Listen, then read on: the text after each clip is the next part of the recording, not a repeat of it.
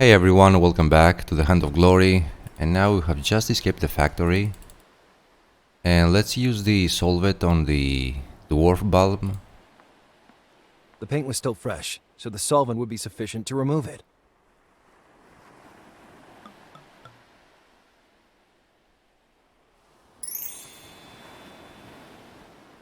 And let's talk to Roger. Good morning, Duke Ravendish. You can stop worrying about your palm tree. You do not speak fallaciously. I see the mark has actually disappeared. Now, will you answer my questions? A Ravendish can be ruthless, but always keeps his word. Ask away. About the night we discussed earlier, do you remember witnessing anything suspicious? The stroganoff stew was cooked without sour cream. These Americans and their culinary reinterpretations. Beyond that, I remember seeing an extraordinary individual. He was not a regular, I'm quite sure of that. Can you describe him? Formally attired, classy, possessing remarkable posture. He always had his back turned to me, so I cannot provide further details about his appearance. Nothing else? Not that I remember. No. Another dead end. He was the only witness of the event, and I only obtained a vague description. The alley was a cold lead after all. Where is my head?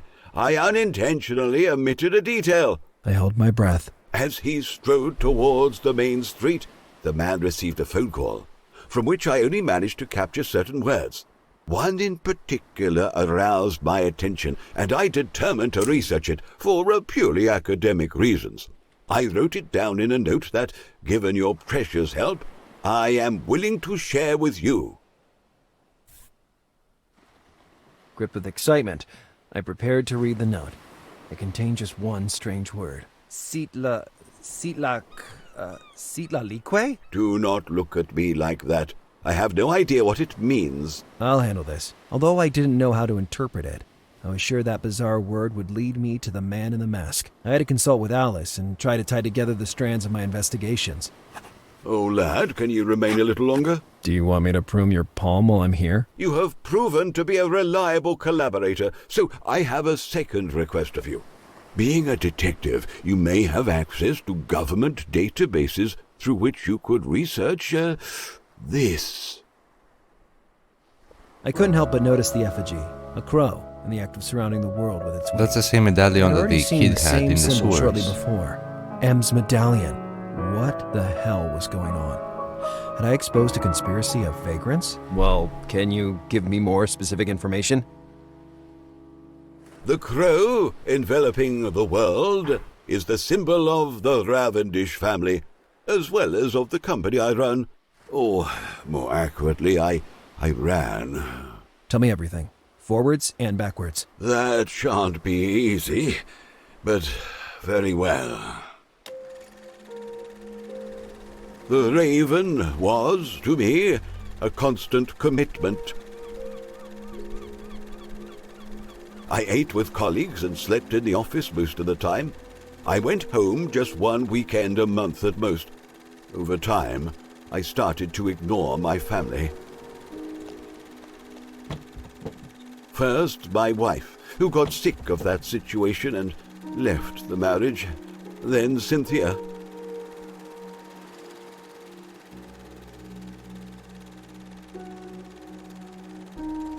Cynthia? My only heir. She gave birth to a child, but I was so absorbed that I never went to visit them. When I saw her again, she told me she wanted to leave England to move here, to Miami. I was furious. I had filled her pockets with money, given her houses, clothes, and luxury cars, and she just wanted to abandon me, like her mother did. Oh, I feigned indifference and she left, repaying me with a taste of my own medicine. And since then, you've never seen your daughter again? My daughter reached Miami, but sometime later, she suffered a terrible accident. She was killed instantly, without pain. The baby, however... He died with her. No, I would add, fortunately, but what I discovered later destroyed me. My daughter realized she couldn't take care of the baby, so she abandoned him. I don't know what her last thoughts were, but I was sure they were about the choice she'd made. I used most part of my fortune organizing searches, but to no avail. I felt like I was going crazy from helplessness. In the end, I was declared unfit to manage the Raven, and my portion was bought out by a private group, the Fallen Rose. Before my eyes, the pieces were being arranged in a very strange way. How could it be that the Fallen Rose itself, the company run by Radwed, was connected to that old man met only through chance? At that moment, I began to suspect that my meeting with Roger Ravendish was anything but random after all. You're telling me you stayed in Miami to look for your nephew for how many years, precisely? 12 years, give or take a few days, and I shall stay here as many more need be to reunite with him. Listen, Duke Ravendish, I don't want to create false hope, but what are the chances that a 12-year-old kid who calls himself M would find himself in possession of your family medallion? Boy, if this isn't jest, I must warn you that... I believe it would be better if you came with me. So this relic would be my grandpa. Hey, little monster, watch your mouth. Come on. I get that you're a bit of a sucker, but I didn't think that much. This guy comes out with an absurd story and I should believe him without any evidence? Michael, you wear the medallion of the Ravendish family. Michael? But there's more. An irrefutable piece of evidence that leaves no doubt in my mind. I see my Cynthia in your eyes. Your mother. My mom? Come. I'll take you out of this hell. The surface. It's been such a long time since I've seen it. It has a weird smell. City life is a collection of scents. The asphalt, the gardens, the water of the fountains. The pollution. You'll learn to distinguish them. But for now, let's go home, Michael. From the beginning of the story, I had done nothing but use everybody else to achieve my aims. But as I watched that grandfather and grandson leaving together, I realized that for the first time, I'd acted for the good of others, and not myself. It made me feel better.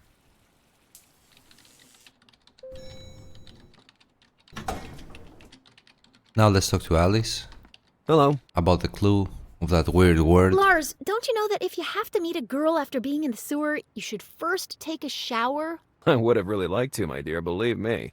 But today is not Saturday. I already heard that one. So why do you have that strange smile? I found out that two homeless nobles are related. I've brought them together. Does it have anything to do with our case? Yeah, no. I understand. First, the secondary quest, right? Now, can we get back to the main one? I was able to sneak inside the factory. How'd it go? Did you find anything? I think, my dear, that I underestimated those people. I had to deal with a person of uncertain gender armed to the teeth whom I managed to survive only by a miracle, and thanks to my cat-like reflexes. Add to that the sketchy individual who gently suggested that I leave the case alone. And you'll have a clear picture of the current state of our investigation. Somebody is not happy with the progress we're making. Not at all. And the closer we get, the more I feel hunted. The situation is more serious than I imagined. I really might have a chance for a promotion. Hey, what about my life constantly being in danger? Summing it all up, what do we actually know for sure? First of all, I was able to put a name to our brown-haired mystery man. Now, the factory was registered to his name, a certain Radwed. Then I discovered that tonight an unspecified merchandise exchange will happen nearby at a local pier. Considering the number of piers and ships anchored in Miami, it doesn't seem like enough to move forward. If only we had another hint of any kind. I found a witness who swears he saw the lunatic who challenged me. According to this highly refined homeless person, the man uttered the word Citlalique. Circle Ciplo what? Yeah, I basically had the same reaction. Can you do a search? Let's see what I can find. So, the word itself is a proper name, in particular of an Aztec deity. I think in our case it means something else, though. I did a cross-check with anything that might have local relevance. The search produced some matches. A themed hotel in the suburbs, a ship anchored here in Miami, and a strip club in nearby Miami Beach. It must be the strip club. See you later, Alice. Stop right there, you pervert. You don't get it. My instincts lead me to believe that. Keep your instinct at bay. We need to narrow down the field. We can't afford to go off at random. All right. But I'm sure it's the strip club. Okay. Alice, let's think back to the clues we know for sure. So, in the factory you found a reference to a merchandise exchange. That will happen tonight at an unspecified pier. Then that witness you talked to gave us a name. Citlalique. Which, among other things, seems to be a ship anchored in Miami right now. And here we are. I want to do another check. Give me a minute. Don't get too carried away. The two details could be unconnected. I don't think so. The Citlalique is a ship used for goods transport and is actually anchored at Pier 5 in the Biscayne Bay. And listen to this. It seems to be registered to none other than Kathrin Mulzberg. I knew the man was involved with his daughter's kidnapping. Maybe by merchandise exchange. They actually mean the girl. I just have to wait now. If all goes well, I could close the case by tonight. Listen, Lars, if you're going to sneak onto the ship alone, it'd be better to take precautions this time. Burton wanted me to compile an inventory of new gadgets which just arrived in the department, and there's one thing you absolutely have to see. A metal bracelet. Pretty ugly, too. Well? It contains a powerful tracker that will allow me to follow your every movement. So, if I were to disappear, you could at least find my corpse. And this other electronic thingy? You must pay very careful attention to that. It shoots lethal lasers. Really? No, silly. It's simply a Bluetooth headset. This will make it easier to communicate. How do you plan to sneak aboard the ship? I just have to arrange a ride by sea, and I know just the right smelly person for the job. If I hurry, maybe I'll be able to reach him before he leaves the city. Lars, don't get killed.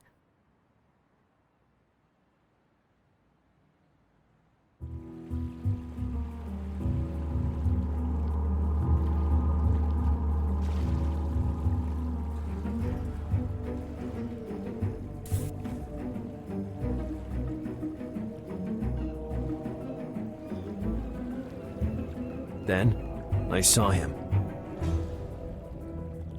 Radwood was there, a few feet away from that crate. From back there, I couldn't hear what they were saying, but the tension seemed as tight as a bowstring. From Mama's agitated hand gestures, I realized that I was the topic of discussion. Radwood, for his part, seemed calm, almost indifferent. Was it possible that my interference had passed so unnoticed? What are you doing here, Stallone? Shh! Can't you Oh, see I'm trying to Eugene. listen?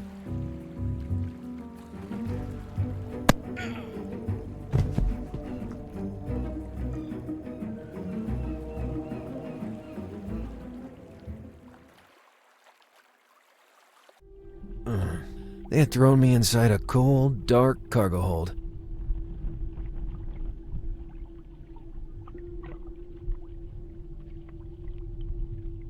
Oh, that blow was immense. But at least I was still alive.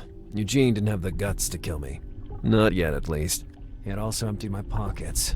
If they hadn't destroyed it, the tracker analysis bracelet would bring back up here sooner or later. But would I still be alive by then? I had to escape on my own. So we don't have anything except the bulb. Let's use the cot. We need to do it 3 times. The springs of that cot were about to give out. Literally. No exaggeration. It could collapse at any moment. The end of the bed was damaged, and a spring stuck out. Let's check out certain things. The porthole. Normally, portholes don't have a locking mechanism, yet that one was an opening. And more than just closed, it seemed jammed. Maybe the problem was with the hinge. I was sure the damage was in there, but I couldn't get a grip on it. So let's check the shelves here. I found an old CD player. Old-fashioned, but still functioning. Oh, an original pony, by the way. Trying to open it, I broke the little reception antenna. It was completely jammed. And if we look at the CD player, One of the last Pony CD player models. I remember one of its selling points was the ability to be remote controlled. The uselessness of that function contributed to the failure of the product, but it could help me right at the moment. The player had no intention of opening manually. let's check the crates They here. were very well sealed, and I didn't have time to try opening them. Not to mention that inside I'd have probably just found rotten fish and rum bottles. Attached to one of those crates was an inviting piece of adhesive tape, though. And let's take the tape.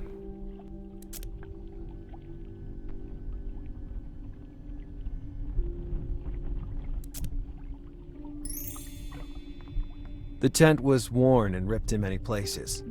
Behind it was just a shadowy area. And let's get this lamp also. We get the lampshade. Let's look at the winch.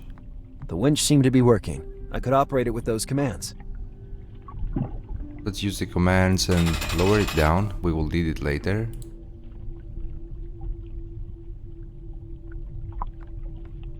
We'll look at the porthole and try to use the antenna on the hinge. Nothing. The blunt tip of the antenna slipped. So the antenna is blunt, so we can use it on the lock here.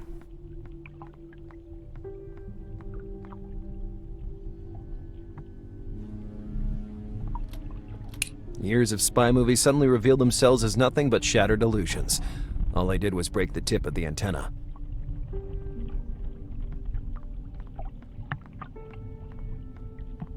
And now that it's broken and it's pointy, we can use it on the hinge.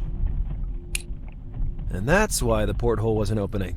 The spring that regulated its hinge movement was rotten.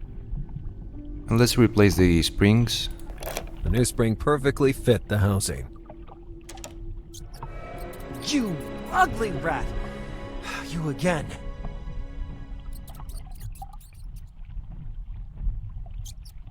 I must have climbed the side of the ship looking for something to eat. Well, wait a second. That means M is down there. Let's look outside. Calling out loud would have alerted Radwed's men too. Maybe there was a more cunning and discreet way to attract M's attention.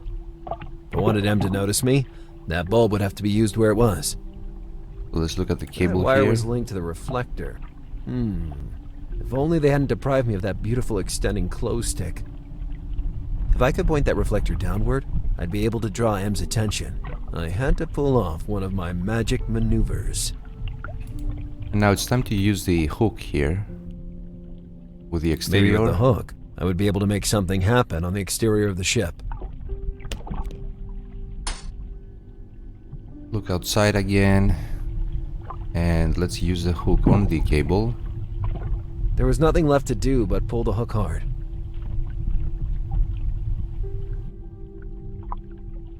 Use the commands here and lift it.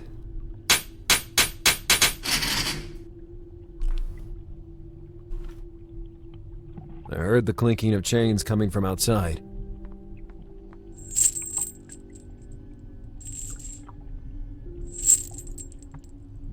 Em had climbed like a monkey up the side of the ship. Now let's talk to him. I can almost smell your ode to sewer now. I knew it was you doing that thing with the reflector. How did you move it from a distance?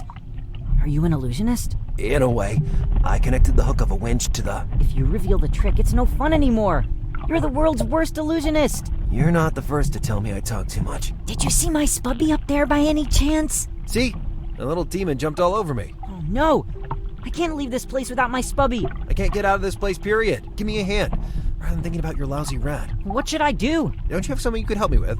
I don't know, like a pick lock, a file, sawed-off shotgun? Or my former pony remote control. Very useful for matters like this. I got it. I'll help you recover that filthy creature. Look how that little critter came out of its lair. It must have an incredible sense of smell. I started to consider that the tiny thing might be helpful in creating an escape plan from that cargo hold. After all, Rodents are well known to gnaw everything, aren't they? Even wood.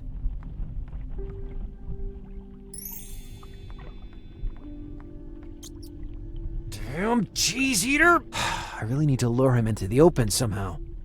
The classic domestic problem. How to capture a little pest that can crawl anywhere and run away at the speed of light. Simple answer, with a trap. So let's try to create a trap, use the cheese with the lampshade. It was ideal as bait, but first, I needed to come up with something to assure me that trap would trigger once the rat was inside it. I needed a way to remote control it. And let's use the remote control with the CD player. Curiously, the two devices were the same brand. I wondered if there was a way to open the CD player by using the remote control. I would need help. And now we should talk to M again about the control.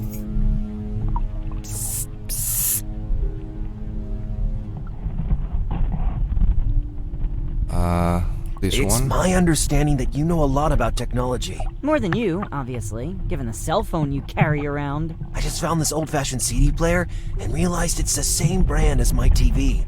My hope is that I can use the remote control to make the CD player work from a distance. But you don't know how to set it. I don't even know what set it means precisely. If your remote control is universal, it could work. Do exactly what I tell you. Hold down the function and power buttons together for a few seconds. If you hear a beep, it means it worked. Hey, it really worked. You never cease to surprise me, you naughty rascal. Try not to be... And now we can use the remote with the CD player. Thanks, Tam. I'd already opened it. No, wait. The lampshade. A technological rat trap was coming to life in my ingenious hands. And let's put the cheese on it, in it. I had the trap I needed. That was the best spot for the plan I had in mind. Force the rat to dig its way through the wood. I waited a few seconds, but that rotten rat did not show up.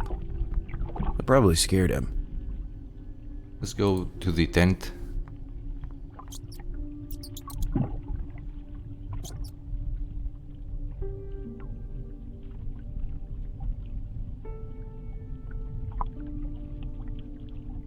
And use the remote control. Gotcha! Little guy, you're gonna be my ticket out of here. Let's I look felt at a it. bit sorry for the rat, but not so much as to free him. And let's go back again and take the lamp.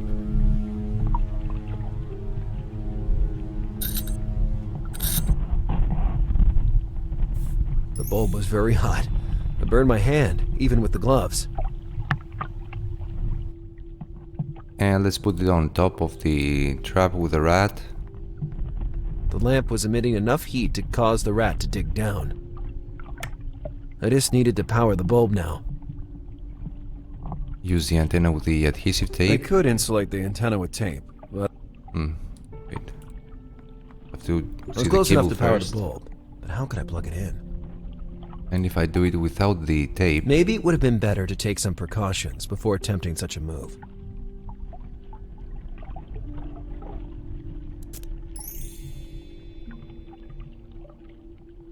and now we can use it on the winch cable.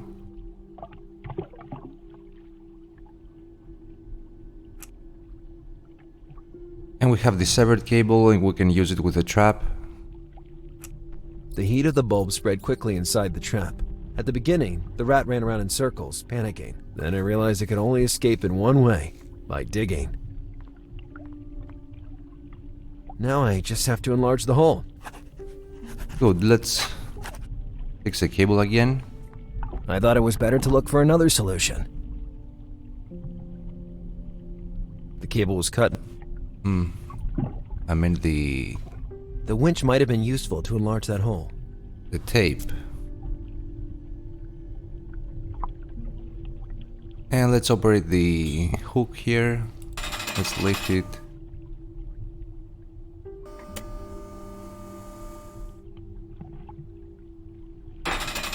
lower it down, and use it on the hole. Ready for some healthy destruction?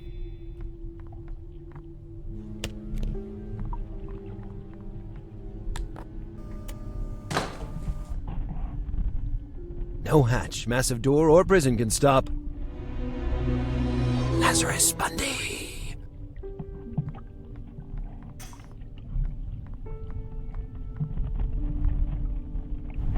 Hey, Em. I don't know how you did it, but Spubby is here. Yeah, I can barely contain my joy. Now go back to your dinghy and keep the engines ready. We're about to depart from this hellish ship. Thank goodness. I don't like this place. Huh, you're scared, huh? Not at all. It's just that it's cold out here, and I want to go back home. And now, we're out of here.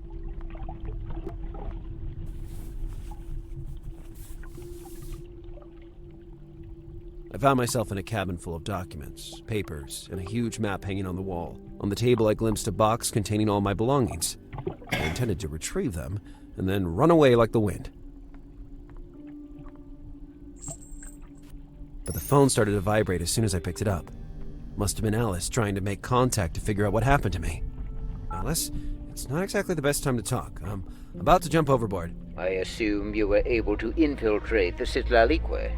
Remarkable. You! It's a real pleasure to finally be able to chat, even if not face to face as I'd hoped. You son of a... I prefer you call me Doctor. And why so much spite towards me? I'm just trying to give your career a little boost. By kidnapping a girl? I'd rather stayed sitting on my hands. I wouldn't be so sure about that. But we'll talk about that another time. I'm dying to know how your investigation's going. So please tell me, have you already found it? Found it? Haha, of course. I found everything. I'm afraid not. And indeed, your situation is not the best.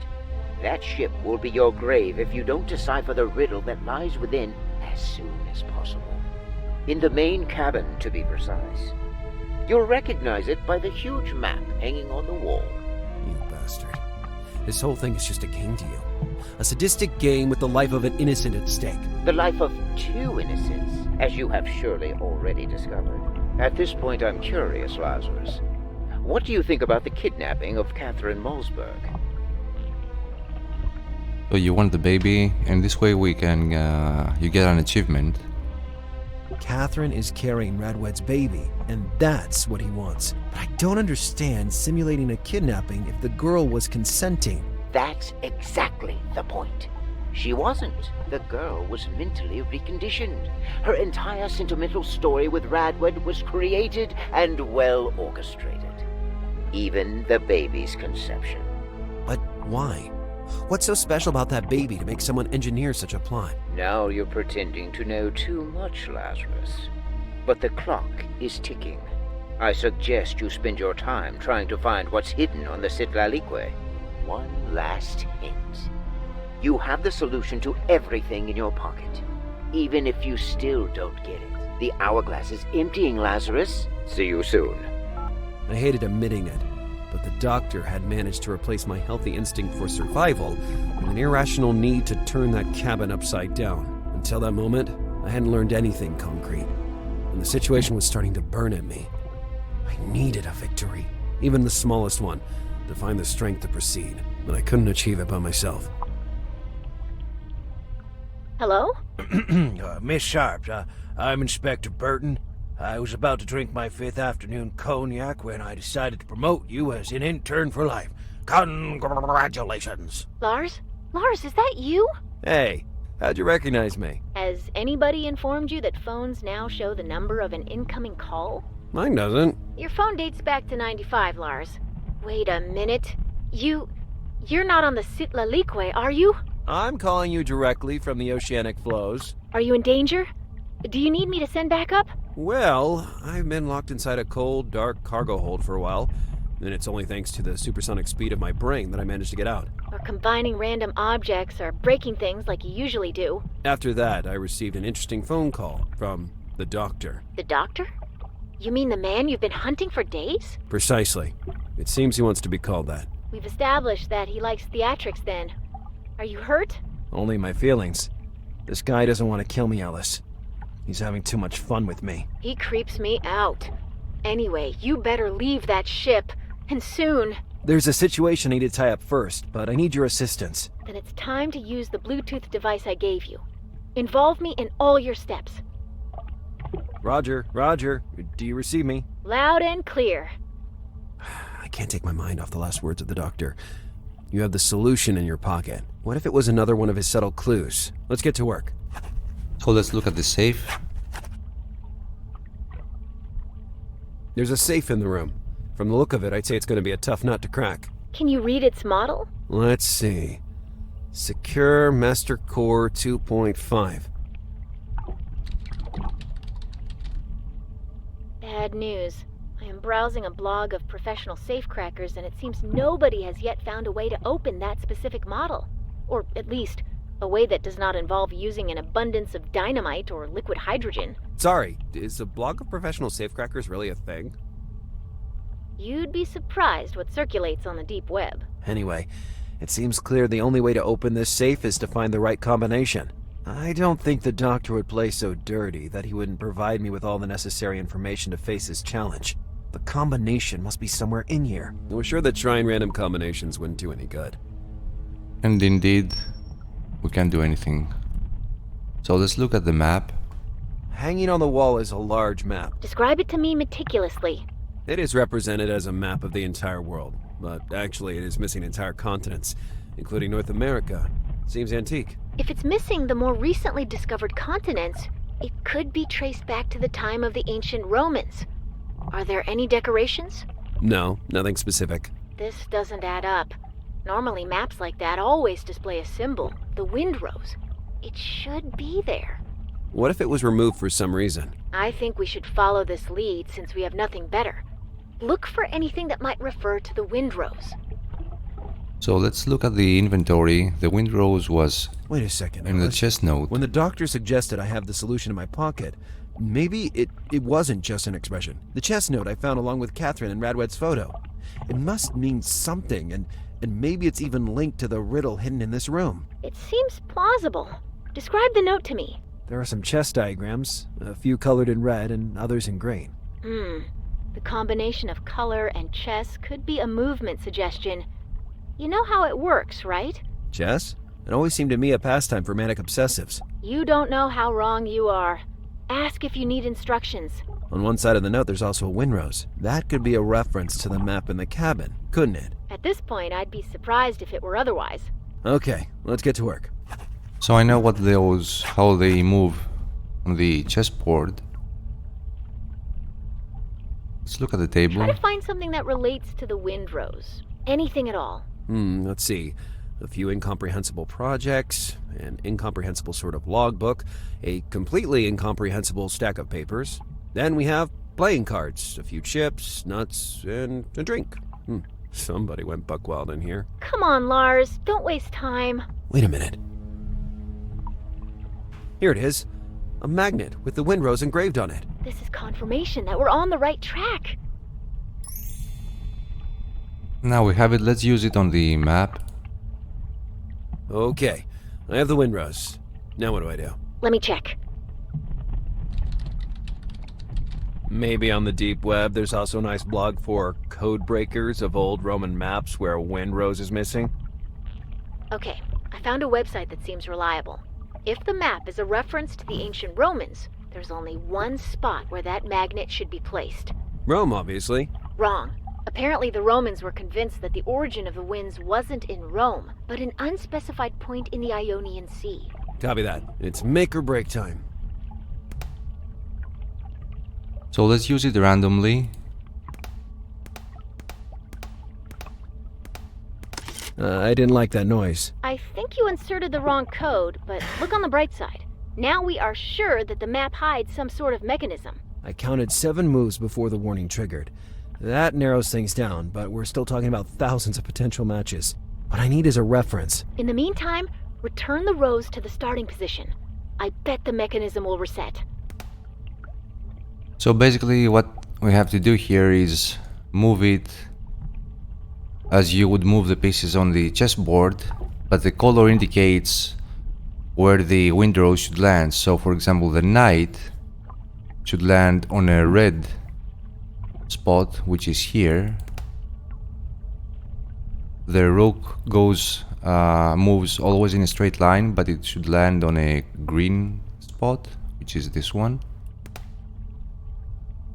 The knight again should land on the red. The rook moves diagonally, it should land on a red tile. It's this one. Then the knight again should land here. The rook over here. And this one. What was that metallic clank? That, my dear, was the sweet sound of success. Safe is open. That means its mechanism was just a smokescreen. Very ingenious. But why did the doctor give me suggestions on how to solve the riddle of the Sitlalikwe? Maybe he was feeding the challenge by giving you some hints. I hope next time he sends a few pistachios instead. I love pistachios. Alice, I hear steps in the hallway. Do something, hurry! So we have to be really fast, use the chain on the door, otherwise we'll die. Suck on that, doctor. What's happening? Are you okay? I gained some precious seconds, but I've got to move. The safe contained mostly paperwork, bearer bonds, property records, and notarial deeds. But something else caught my attention. It was a small obsidian item that partially reflected my image. All that fuss just to hide a little mirror. And yet, I immediately understood that this wasn't an ordinary mirror. I could sense its power running through my veins. It was like holding something alive.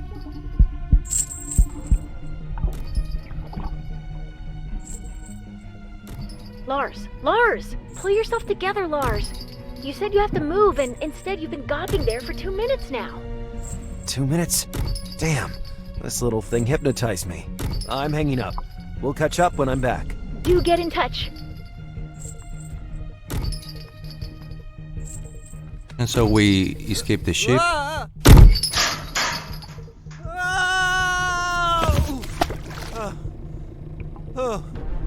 Go!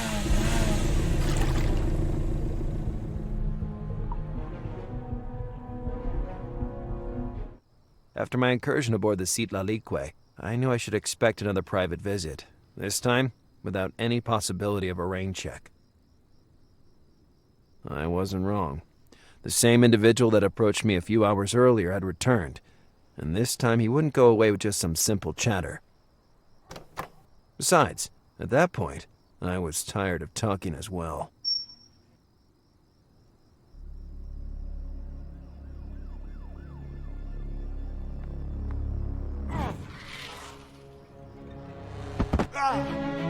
You have nowhere to go! Are you sure about that?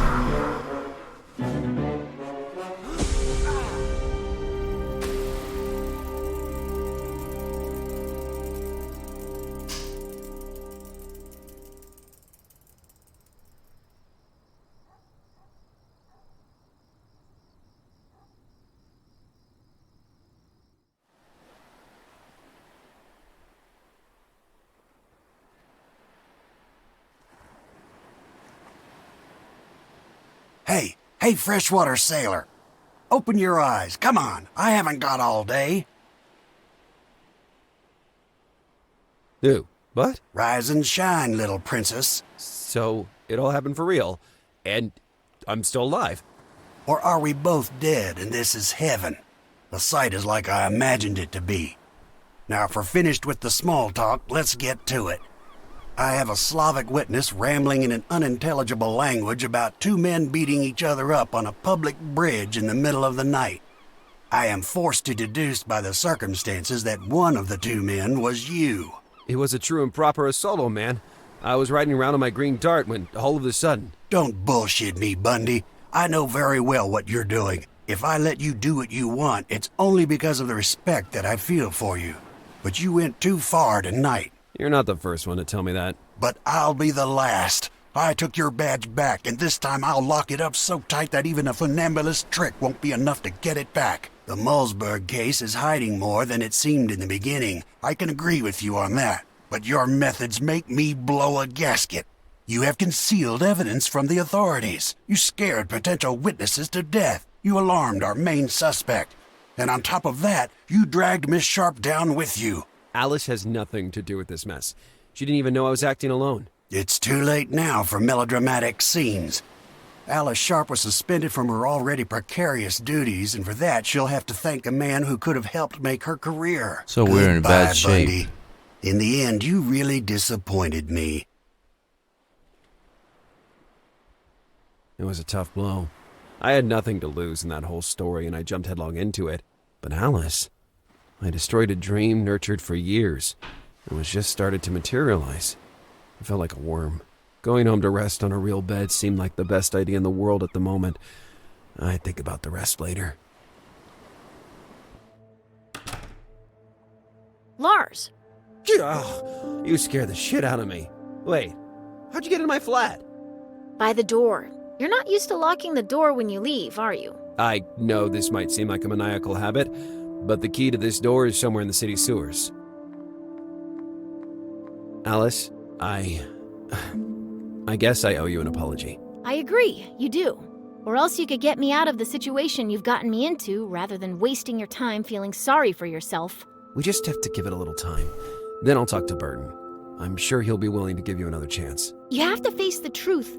Burton wants nothing more to do with you, me, or what we have done. Let's admit it. We acted on impulse, sought glory on our own. And do you know what happens now? What happens is that you'll go your way, and I'll go mine. And maybe we'll catch up once a year to wish each other Merry Christmas with a phone call full of silence and embarrassment. What happens is that we roll up our sleeves, and we really do find the glory on our own. You'll find a good workplace, despite everything. Maybe not in law enforcement as you hoped. Maybe as a waitress or a cleaning lady. But you'll manage to move on somehow. Lars? Did you hear what I just said? Then kids will come, sweet innocent children that will instill in you a new hope for the future. Wait a minute, what? Are you serious? Never been more serious. We got so close, Lars. I heard what happened tonight. If Rodwed came for you in person, it's because deep down he considers you a real threat. Did you know I was able to beat him like an omelet against the mailboxes out here? Did it happen before or after he threw you out of the building? There's something wrong with that man. First of all, he lifted me off the ground with one hand like I was a 6-year-old child. Furthermore, and you probably won't believe this, but I saw him. Yes, I saw him age at least 30 years right before my eyes, in just a few seconds. No snarky comments? Is that a positive or negative sign? Having reached this stage, I am ready to accept pretty much anything. Except aliens. Don't you dare propose any theories about aliens. Yeah, only that lunatic from Weird Cases believes in aliens. Anyhow, how do you explain such a phenomenon? This individual, and also the doctor, they seem to share a certain taste for theatrics. Could it just be a trick, an illusion? After all, it was dark. I can't rule it out for sure, but couldn't you do some research about it anyway? There was no need to ask. What will you do in the meantime? By now, you've exhausted all your valid leads. I should find out what that strange obsidian item was that I found on board the Citlalique. But during the struggle tonight, I saw something drop down the hole in the floor out here, and I'm pretty sure it was Radwed's smartphone. I'd say that's the top priority. Then I'll wait for your progress. From now on, we'll use your house as our headquarters. Fine by me. Don't expect me to clean it, though.